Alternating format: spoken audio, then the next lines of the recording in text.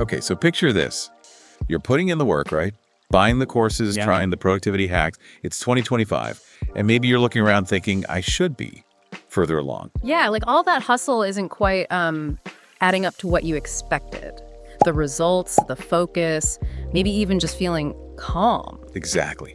What if, and this is the big question we're tackling today, what if the problem isn't your drive, but maybe your brain's operating system?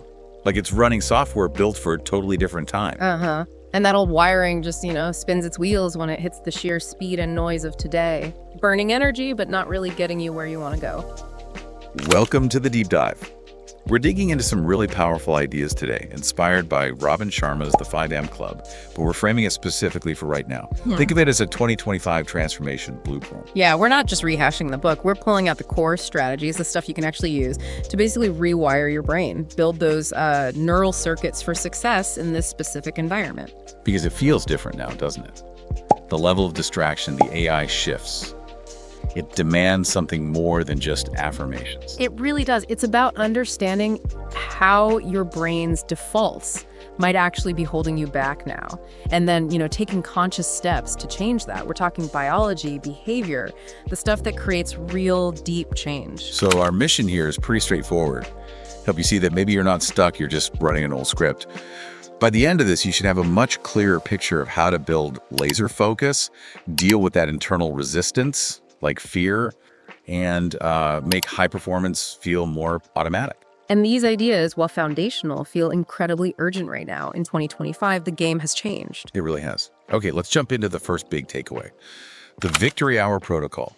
Now, Sharma's original idea, many will know it, is the 20-20-20 formula. Right, 20 minutes moving, 20 minutes reflecting, 20 minutes growing. First thing, the Victory Hour. But why is this so critical in 2025, more than ever before? Well, think about what usually happens the moment you wake up.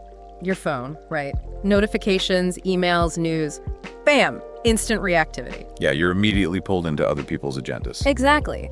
And neurologically, that flood hijacks your prefrontal cortex. That's your brain's CEO, the part for planning, focus, smart decisions.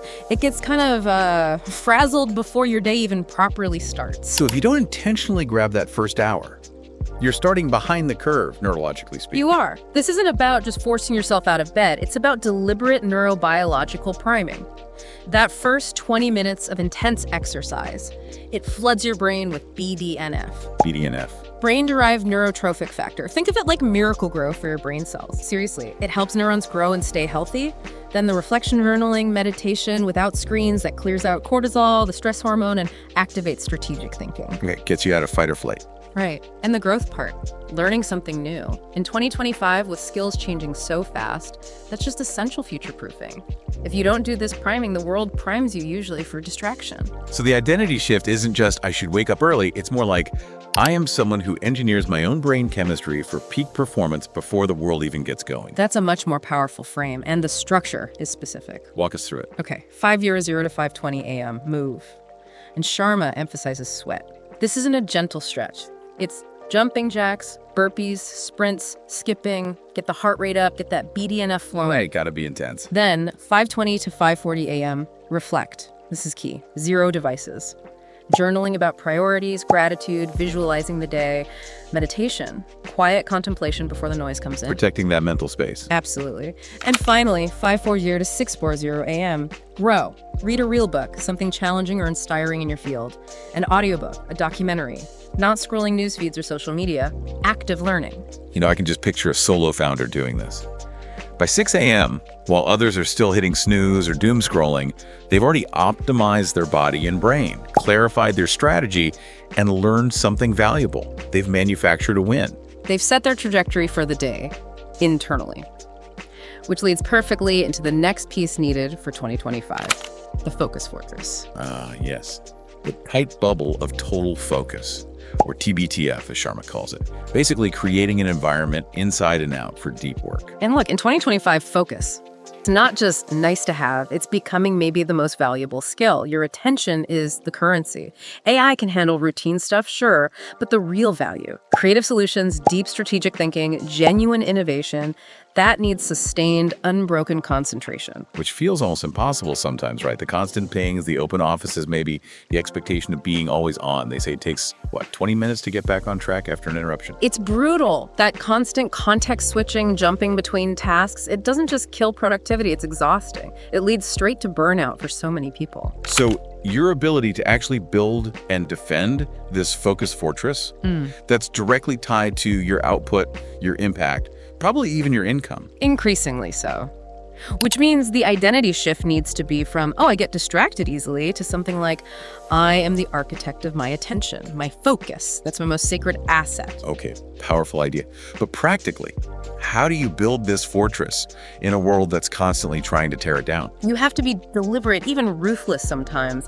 One killer tactic is the 9-do-9-0-1 rule. First 90 minutes of your workday, maybe after the victory hour, dedicated solely to your single most important project for 90 days straight. And during that 90 minutes, nothing else. Nothing. No email, no Slack, no social media, phone off or in another room.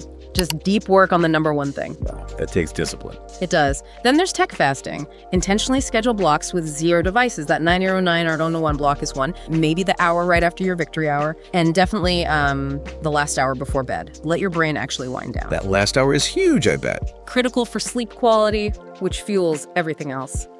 And finally, environment design. Make focus the path of least resistance.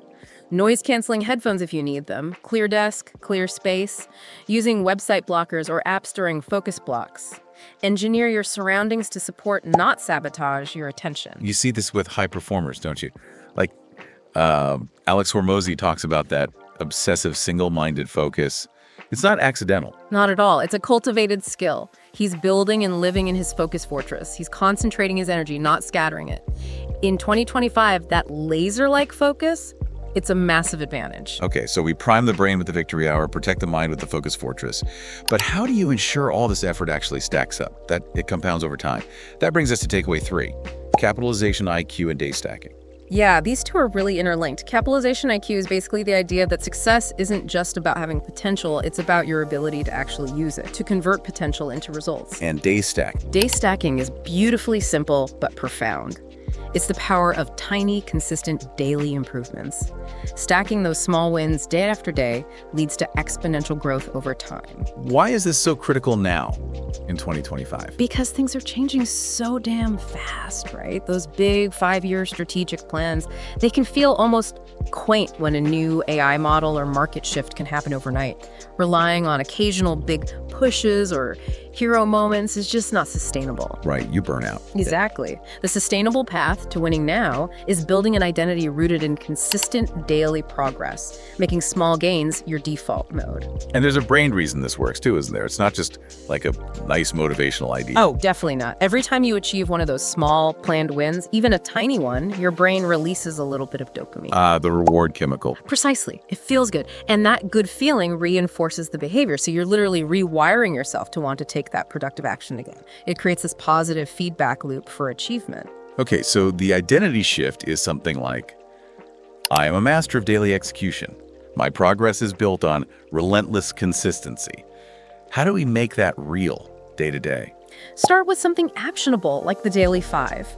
At the beginning of your workday, or even during your victory hour reflection, define 3 to 5 specific micro wins for your number one project that day. Not just work on report, but like draft the introduction paragraph for the report, or find 2 key stats. Exactly. Bite-sized, achievable, clear. Then crucially, track your stack. Use anything, a notebook, an app, a spreadsheet. Just check off those micro wins as you complete them. Seeing that list grow visually, it's powerful reinforcement, day after day, week after week. Okay, but what about off days, when things inevitably go wrong? That's where you learn from setbacks. Stack the lesson. If you hit a wall or fail at something, the micro win for that effort might become. Identify one key lesson from today's challenge. You reframe it.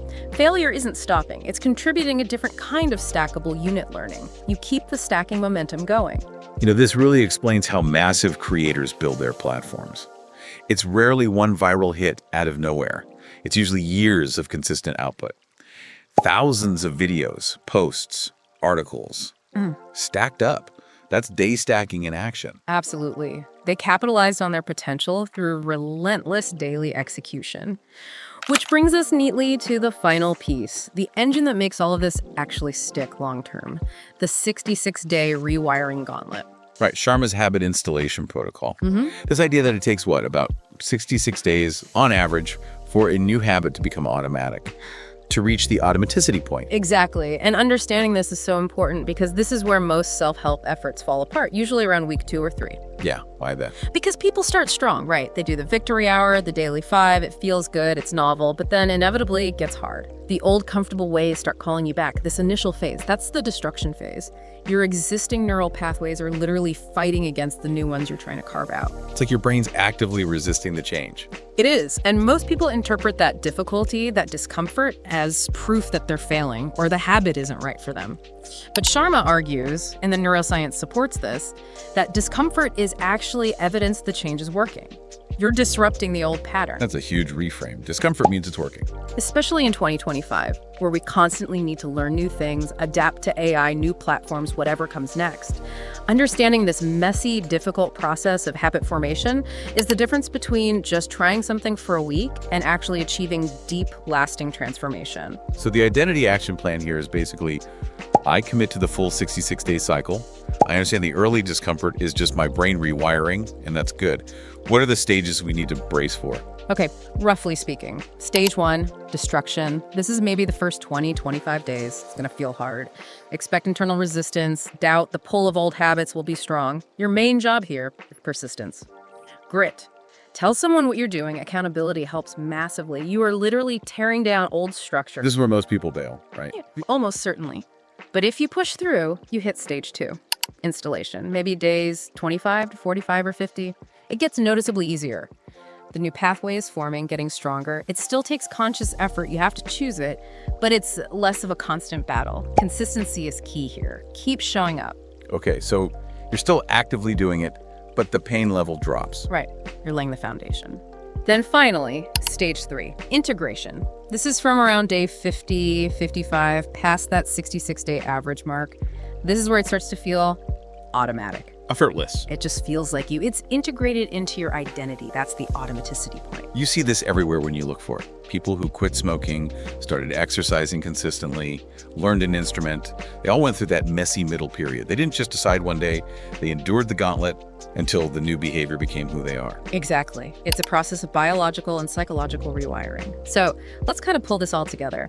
If you're listening and feeling that friction, that sense of being stuck despite your efforts, please hear this. You're not broken. You're not lazy. You're not doomed. You're just running on software that wasn't designed for the world we live in today. An outdated script for 2025. And this is the crucial part, the power to rewrite that script, to build a brain optimized for this reality, for the speed, the noise, the opportunities. That power is entirely yours. Yeah, the people really crushing it this year, the innovators, the leaders, the focus creators, they aren't just lucky. They are consciously, deliberately, relentlessly rewiring their brains on purpose. So stop letting the chaos outside dictate your internal state. Start priming your brain deliberately with that victory hour. Build that focus fortress. Make deep work possible again. Stack those daily wins. Build momentum through consistency. And commit. Commit to the full 66-day gauntlet to make those changes last. You absolutely have the capacity to build a brain that doesn't just cope with 2025, but actually thrives in it. One that works for your future. Because that old wiring, it just wasn't built for the future you're trying to create. So, as we wrap up this deep dive, maybe instead of asking for comments, here's something to just sit with. A question for you to reflect on personally. What is the one specific piece of old wiring, that one default script you're running, that you will commit to start challenging, start rewriting today using one of these ideas? Yeah, what's one small, deliberate action you can take right now, today, to begin building a brain that's truly wired for the success and impact you want in 2025 and beyond? Give that some real thought. Honestly, understanding and then acting on this process of conscious neuro rewiring, it might be the single most valuable skill you develop this year. Definitely consider digging deeper into these concepts if they resonated, but more importantly, take that first small action. Start the rewiring process today.